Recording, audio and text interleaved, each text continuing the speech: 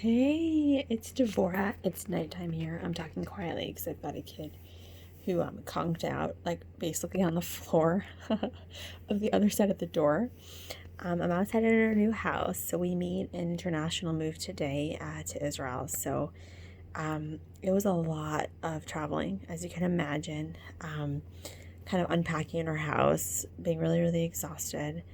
But I feel really excited about this new chapter and really, really grateful for all the people who have connected with us and supported us and helped stock our house, and people are making us dinner, and it's like so beautiful.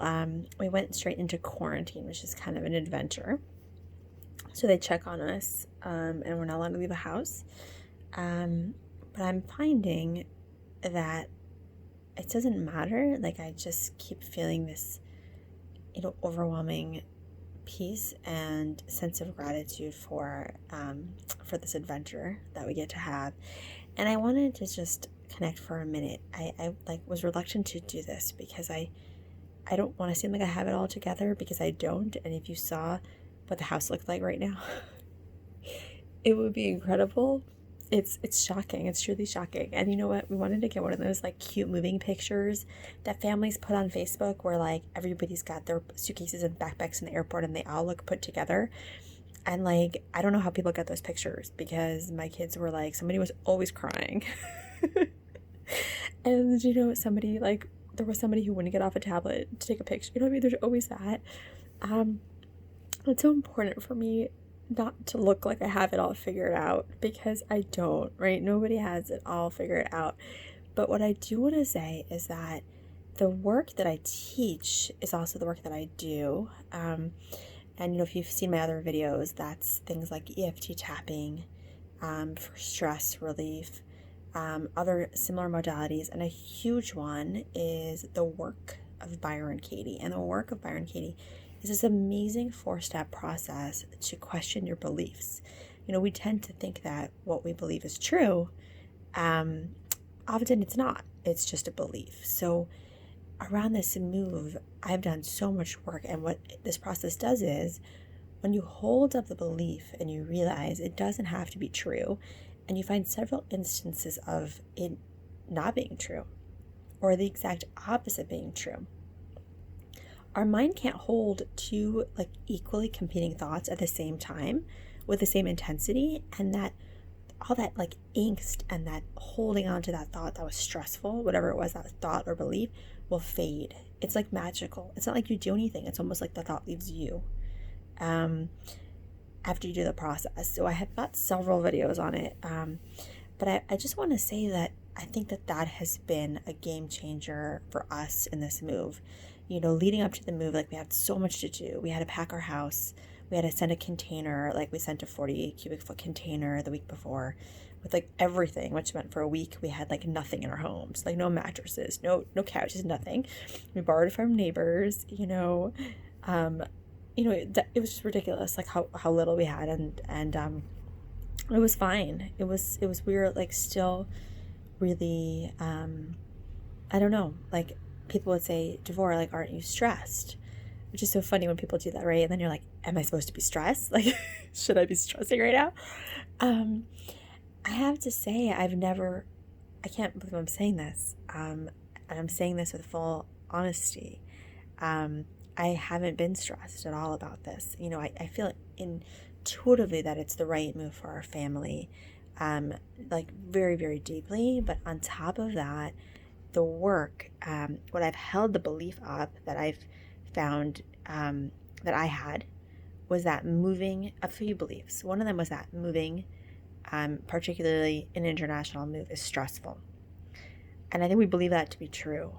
And when I did the work on it, I found that I don't necessarily know that has to be true. And there's the whole process where you find, you ask yourself, how do you feel with the thought? Moving is so stressful. Well, like crap. And you almost expect stress, right? Which I believe you kind of, what you focus on grows, right? So, yeah. So that was kind of thing where, like, I don't know necessarily that moving has to be a stressful thing, right? And like what I chose to, and I've had several great examples why moving was the opposite of stressful. Like I got to purge all these things that like weren't bringing me joy, as Marie Kondo would say. I got to, deeply connect with people I love and, hear things about what I meant to them and what they meant to me, have these conversations that everybody should have, as we left. Just such heartfelt conversations with my grandparents, with, my close friends, people who were so sad to leave behind, but, we connected in such a deep way. There were so many other things, connections with our kids, in different ways, as we like prepare for this kind of shared adventure. Um, and really believing that, the people who offered support and help really authentically wanted to do it and taking them up on those offers. And anyway, but the point is, with this work, again, it's actually, if you want to look it up, I've got videos on it. I could post them in the comments. It's actually called The Work of Byron Katie.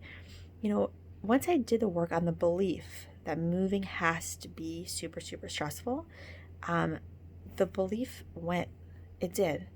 And the entire process, I found myself saying like, like people would say, how are you so calm? Like the day before we left, we had goodbye parties for all three of my three oldest children, and parents kept dropping off their kids. By the way, I should be clear, COVID friendly goodbye parties. Like we're talking socially distanced, like water balloon fights where like the whole point was that kids didn't want to get too close to each other. And there was like a handful of kids, just to be clear. Either way though, the whole point was people kept saying, wow, you're so calm. You're so calm. And like, I was, and I was almost like kind of shocked at myself. Like, I'm so calm. Like, really? But I continue to feel that way. I'm so blessed. We had this very long trip.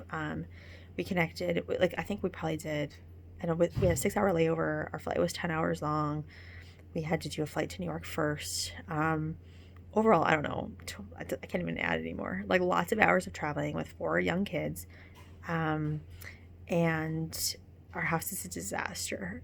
I mean, I'm so grateful to like my family who came and community members who helped set up this house. So we weren't coming into quarantine for 2 weeks with nothing in this home. So we have plenty in the home. We're so blessed. We have mattresses they've set up for us. We have meals people are making and dropping off. They give us they're lending us sheets and towels and all the things that we don't have because they're on our shipping container coming over. So I'm so blessed, and that's a huge part of how calm, I'm feeling right now. Absolutely.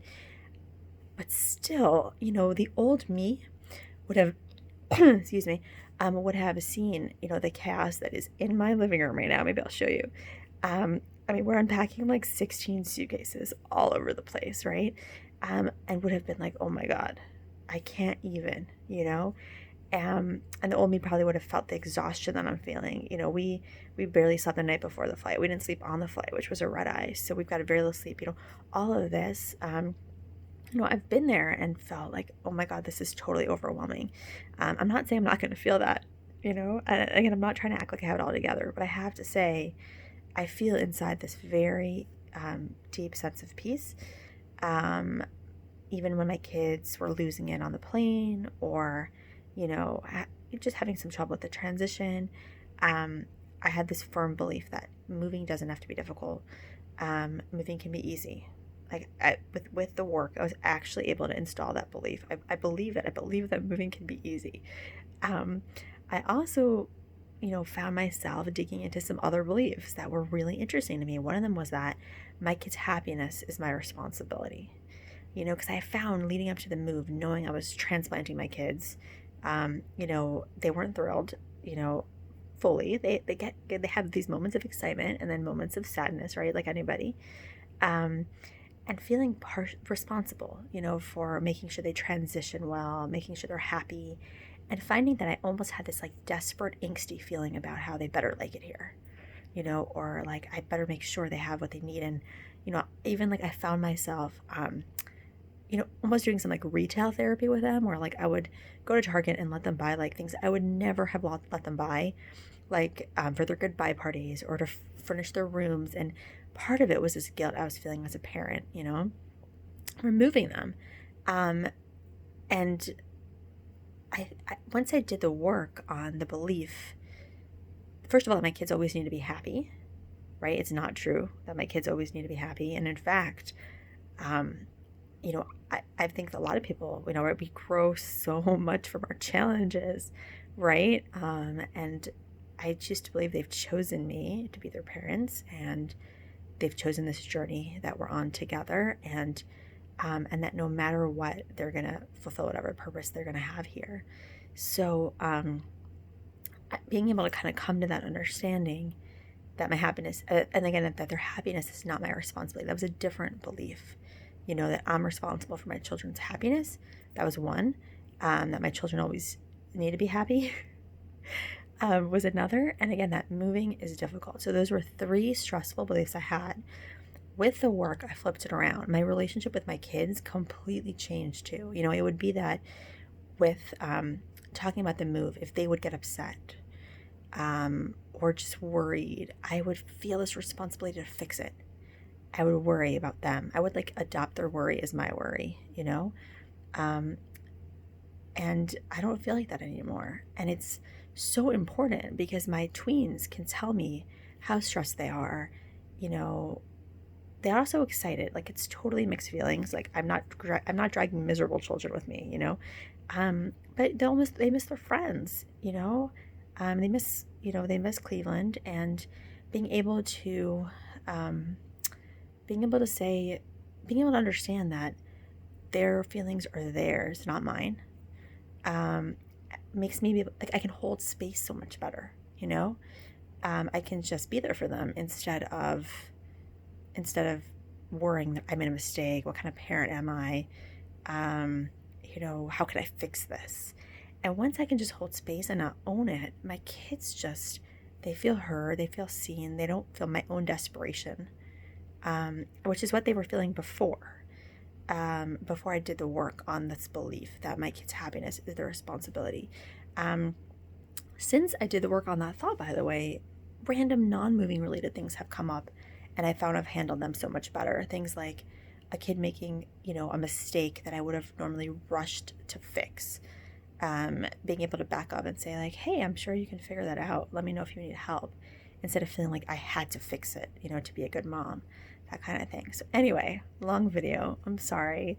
I just want to kind of give an update. I'd love to, when things settle down a little bit, do some more videos on the work, on the power of it. I mean, it's life-changing. It's really the most nourishing, deeply centering work that I do. And yeah, I appreciate you watching. All right, thank you so much. Take care. Bye.